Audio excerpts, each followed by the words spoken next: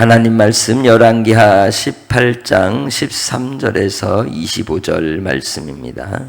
히스기야 왕 제14년에 아수르의 왕 사네립이 올라와서 유다 모든 견고한 성읍을 쳐서 점령하매 유다의 왕 히스기야가 라기스로 사람을 보내어 아수르 왕에게 이르되 내가 범죄하였나이다. 나를 떠나 돌아가소서. 왕이 내게 지우시는 것을 내가 당하리이다 하였더니 아수르 왕이 곧 은 300달란트와 근 30달란트를 정하여 유다 왕 히스기야에게 내게 한지라. 히스기야가 이에 여호와의 성전과 왕군 곳간에 있는 은을 다 주었고 그때에 유다 왕 히스기야가 여호와의 성전 문의 금과 자기가 모든 기둥에 입힌 금을 묶여서 모두 아수르 왕에게 주었더라. 아수르 왕이 다르단과 랍사리스와 랍사게로 하여금 대군을 거느리고 라기스에서부터 예루살렘으로 가서 히스기야 왕을 치게 하매 그들이 예루살렘으로 올라가니라. 그들이 올라가서 윗못 수도 곁 곧 세탁자의 밭에 있는 큰 길에 이르러 서니라. 그들이 왕을 부르매 hil기야의 아들로서 왕궁의 책임자인 엘리야김과 서기관 셈나와 아삽의 아들 사관 요아가 그에게 나가니 랍사게가 그들에게 이르되 너희는 히스기야에게 말하라. 대왕 아수르의 왕의 이 의뢰가 무엇이냐? 내가 싸울 만한 계교와 용력이 있다고 한다마는 이는 입에 붙은 말뿐이라. 내가 이제 누구를 의뢰하고 나를 반역하였느냐? 이제 내가 너를 위하여 저 상한 갈대 지팡이 애굽을 의뢰하도다. 사람이 그것을 의지하면 그의 손에 찔려 들어갈지라. 애굽의 왕 바로는 그에게 의뢰하는 모든 자에게 이와 같으니라. 너희가 내게 이르기를 우리는 우리 하나님 여호와를 의뢰하노라 하리라마는 히스기야가 그의 산당들과 제단을 제거하고 유다와 예루살렘 사람에게 명령하기를 예루살렘이 제단 앞에서만 예배하라 하지 아니하였느냐 하셨나니 청하건대 이제 너는 내 주 아수르 왕과 내기하라. 네가 만일 말을 탈 사람을 낼 수 있다면 나는 네게 말 2,000마리를 주리라. 네가 어찌 내 주의 신하 중 지극히 작은 지휘관 한 사람인들 물리치며 애굽을 의뢰하고 그 병거와 기병을 얻을 듯하냐? 내가 어찌 여호와의 뜻이 아니고야 이제 이곳을 멸하러 올라왔겠느냐? 여호와께서 전에 내게 이르시기를 이 땅으로 올라와서 쳐서 멸하라 하셨느니라 하는지라. 아멘. 나라를 운영하는 데 있어서 아주 중요한 요소 중에 하나는 외교라고 말하죠. 외교력이 그 국가의 국운을 좌우하기도 합니다. 어느 나라와 손을 잡을 것인가, 또 어떤 상황에서는 어떤 행동을 취하고 어떻게 그 상황들에 대하여 이야기를 해야 할 것인가, 이러한 부분은 너무도 중요합니다. 국가의 외교력이 나라의 흥망성쇠를 좌우하기도 하기 때문이죠. 그러기에 우리가 사는 이 땅 대한민국에 대한 우리가 처해 있는 이 현실 상황도 지도자로서 국가의 대표가 되는 대통령이나 그 위치에 있는 사람들은 참으로 쉽지 않은 상황에 처해 있는 것이 오늘 2024년입니다.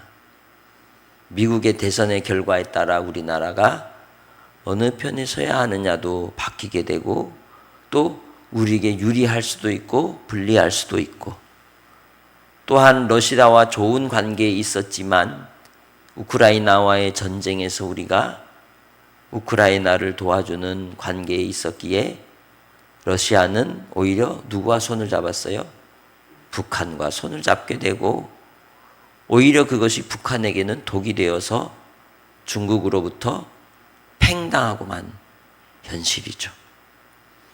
거기에 북한은 지금 며칠 전에 뭐가 일어났어요? 압록강이 범람하고 물난리로 인해 1600여 명 이상의 사상자와 실종자가 생겼다고 얘기하죠. 걷잡을 수 없는 이러한 세계적인 정세 속에서 어느 위치에 서고 어떤 입장을 가져야 하는가, 이건 참 쉽지 않은 일입니다. 그러한 외교력을 가진 일을 세우는 일을 위해서도 또한 우리가 기도해야 되겠죠. 그것은 하나님이 이 땅에 있는 많은 나라들을, 열강들을 통하여 주목하고 계십니다. 일하고 계신다는 겁니다. 역사의 주인도 하나님이시기 때문입니다. 궁극적으로 하나님께서는 하나님 나라를 이 땅에 나타내 주시고 자기 백성들을 구원하시기 위하여 이 모든 일을 하실 뿐입니다. 역사 속에서 구원받을 자기 소유된 백성들을 보존하시고 또한 그들이 잘못된 길로 갈 때에 채찍을 들어 인생 채찍과 사람 막대기로 그들을 교훈하시고 다시 하나님 아버지 앞에 서서 신앙하며 바른 길을 가도록 권고하시는 과정인 것이죠. 히스기야 왕이 하나님 앞에 정직히 행하고 그가 예루살렘 성전에서 예배하는 것을 백성들에게 교훈하고자 모든 산당과 우상들을 제거하였지만 그의 그러한 열심 속에서도 외교적인 환경은 바뀌지 않았습니다. 아수르라고 하는 나라는 점점 더 강하여져 가고 그리고 애굽도 또한 다시 재기하기 위하여 그들이 누렸던 번영과 그리고 또한 제국의 영화를 다시 회복하기 위해서 서부 지역에 있는 나라들을 연합하여 세력을 규합하고자 하는 상황이었던 것이죠. 그 두 양쪽에 끼어 있는 이 남유다 히스기야 왕은 어떤 선택을 해야 했을까요? 그의 입장에서는 강한 나라의 손을 잡아야 했습니다. 그러나 아수르의 이 서부 지역을 정복하는 정책이 추진되면서 점점 남유다로 향하여 내려오게 되었고 결국은 많은 요새들이 정복을 당하고 함락을 당하며 마지막 예루살렘까지 밀고 내려온 상황이 오늘 본문의 상황입니다. 그때 이 히스기야 왕은 한 번은 애굽과의 연합 전선을 취하지 않고 중심을 잡고 있었지만 두 번째 위기의 상황이 오니 애굽의 손을 잡고 말았습니다. 그 당시에 활동했던 선지자 두 사람이 대표적으로 있었죠. 그는 이사야 선지자와 미가 선지자입니다. 이사야 선지자는 바지를 벗고 부끄러운 모습이지만 바지를 벗고 온 동네를 돌아다니며 애굽을 의지하는 것은 이 꼴이다라고 얘기했어요. 추왕꼴 당할 것이다. 하나님만 의지해라. 애굽을 의지하지 말고 아수르도 의지하지 말고 하나님을 의지하라고 그렇게 권고하고 권고했지만 결국 히스기야 왕도 현실 앞에서 상황 앞에서 무릎을 꿇을 수밖에 없는 고통이 몰려왔던 것입니다. 아수르가 끊임없이 내려오는 그 위기의 상황 속에서 그는 어쩔 수 없는 선택을 하는 지경에 이르렀지만 우리가 그런 경우 있어요. 어떤 상황에 몰렸을 때 우리를 협박하는 사람이 어떻게 협박을 합니까? 뭐 하면 내가 놓아줄게 이렇게 하잖아요. 그래 놓아주던가요? 더 큰 수렁으로 내몰게 되는 겁니다. 그래서 우리는 처음부터 초장에 뭐 해야 돼요? 아닌 건 아니라고 분명하게 확실하게 해야 되는 겁니다. 그러나 히스기야 왕은 그 위기의 상황이 오니 결국 그가 어떻게 합니까? 14절의 말씀해 보니 라기스로 사람을 보내어 아수르 왕에게 이르러 내가 범죄했습니다. 내가 잘못했습니다. 내가 애굽하고 손잡은 건 너무 잘못했습니다. 그러니 이제 떠나서 돌아가십시오. 왕이 내게 지으시는 것을 내가 다 감당할 테니까 명령하시고 이제 내가 모든 속국이 되겠습니다라고 이제 요청을 하는 겁니다. 그때 내린 조건이 뭐예요? 은 300달란트, 금 30달란트를 내놔라 이거죠.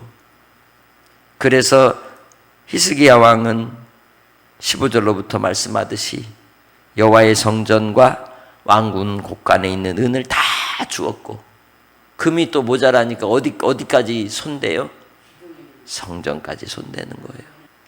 하나님을 섬기며 하나님께 영광을 돌렸던 그 마음의 결심이 무너지는 순간이었던 겁니다. 수치를 모멸을 당하는 상황이 되었던 것이죠.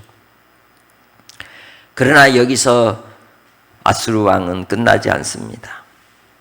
그는 오히려 그의 신하 다르단, 랍사리스 그리고 랍사게를 보내어 예루살렘을 포위하게 하죠. 히스기야 왕을 아예 짓밟아 버리려고 결정을 내린 겁니다.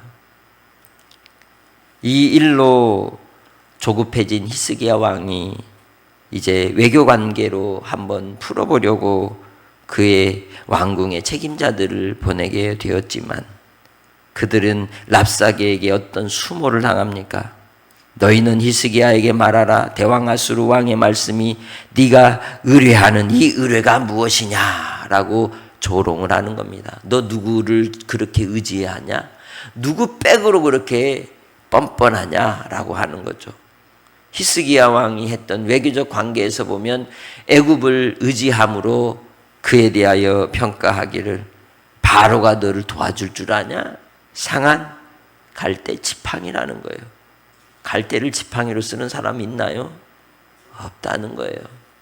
그런 인생들에 대한 그러한 이 히스기야 왕에 대한 평가 그리고 비난과 조롱이 쏟아지는 수모를 당하는 그러한 이 상황이었던 것이죠.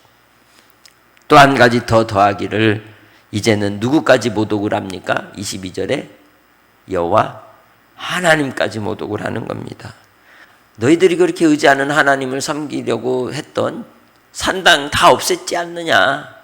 예루살렘에서만 제사하라며 자 이제 예루살렘 성전도 우리가 뭐 해서 침략해서 다 뭐 해버리겠다 없애버리겠다 라고 지금 말하는 것이죠. 히스기야 왕은 어떤 선택을 해야 했을까요? 이 모든 상황들을 이야기할 때 랍사게가 이 히스기야 왕에 대하여 조롱하면서 하는 말이 세상에 갇힌 새와 같다라고 얘기를 하고 있는 겁니다.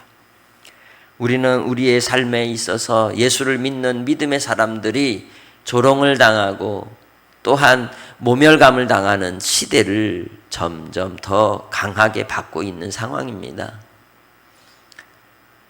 사람들이 가만히 있으면 뭐 하는 줄 알아요? 바보, 천치인 줄 알아요. 그리스도인이 말할 때는 말할 줄 알아야 하는 겁니다. 예수 그리스도를 조롱하고 기독교에 대하여 모멸감을 주는데도 그 자리에 있는 크리스찬들이 어떻게 있어요? 입 다물고 가만히 있을 때가 참 많습니다. 그것이 마치 사랑인 양 그렇게 행동하지만 그것은 결코 사랑이 아닙니다. 하나님의 자녀가 하나님의 자녀다움을 어느 상황에서는 반드시 나타내야 한다는 것이죠. 그래서 지혜가 필요한 겁니다. 우리에게 전할 말을 주님이 우리의 입술에 주시기를 구하는 성도들이 되시기를 바랍니다. 이 세상에 대하여 조롱하고 비난하며 모멸감을 쏟아낼 때에 우리가 할 수 있는 일은 비록 세상에 갇힌 새 신세라 할지라도 하나님께로 향하는 겁니다. 하나님이 환경까지도 바꾸시는 하나님이십니다. 상황을 뒤집어 부시는 하나님이십니다. 중요한 것은 언약 때문입니다. 하나님께서 자기 백성을 보존하시고 지키시고 또한 하나님을 닮은 하나님의 백성으로 다듬어 가시려고 하나님의 자녀로 철들게 하시려고 우리에게 고난을 허락하실 때가 있고 조롱과 멸시와 모멸을 당하게 하실 때도 있다는 거예요. 그 과정을 통하여 우리는 더 단단한 하나님의 사람으로 세워져 가는 것입니다. 여러분의 삶의 환경 속에서 우리가 누구를 의지해야 하겠습니까? 강한 자를 의지한들 그도 사람인지라 어쩔 때는 오히려 내 편이 되지 않고 나의 모든 비밀을 들추어 나를 괴롭게 할 때가 반드시 온다는 것이죠. 그러기에 우리는 주님 안에서 하나님만 의지하는 믿음의 삶으로 사시기를 바랍니다. 이 땅의 인생의 삶을 통하여 우리는 중심을 잘 잡아야 합니다. 이사야 선지자, 미가 선지자가 이야기했듯이 하나님만 의지하라. 인생을 의지하지 말고 하나님을 의지하는 삶으로 날마다 나아가시기를 주의 이름으로 축복합니다. 인생의 공고함도 모든 삶의 문제 속에서 우리가 고통할 때 이 모든 일들을 풀으시고 위로하시고 해결해 주실 분은 우리 주님밖에 없는 겁니다. 그래서 하나님을 의지함으로 하나님을 신뢰함으로 하나님이 주시는 위로와 새롭게 바꿔주신 하나님의 능력과 은혜를 체험하는 오늘 하루로 살아가시기를 주의 이름으로 축복합니다. 하나님 아버지 앞에 위기는 기회인 것입니다. 나에게 주시는 삶의 문제 속에서도 하나님이 함께 하신다는 증거로 우리에게 허락하여 주시는 기회가 되기에 하나님을 바라보는 은혜가 오늘도 있으시기를 주의 이름으로 축복합니다. 예수 그리스도가 나의 주인이십니다.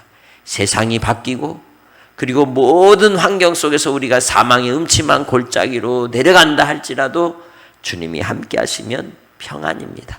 주님이 함께 하시면 마지막 영원한 안식이 준비되어 있다는 것을 알고 끝까지 신앙하며 중심이 흔들리지 않고 여러 가지 위협이 온다 할지라도 맞는 건 맞는 것이라고 옳은 건 옳은 것이라고 주장할 수 있는 의로운 하나님의 사람으로 오늘 한 날도 사시기를 주님의 이름으로 부탁합니다.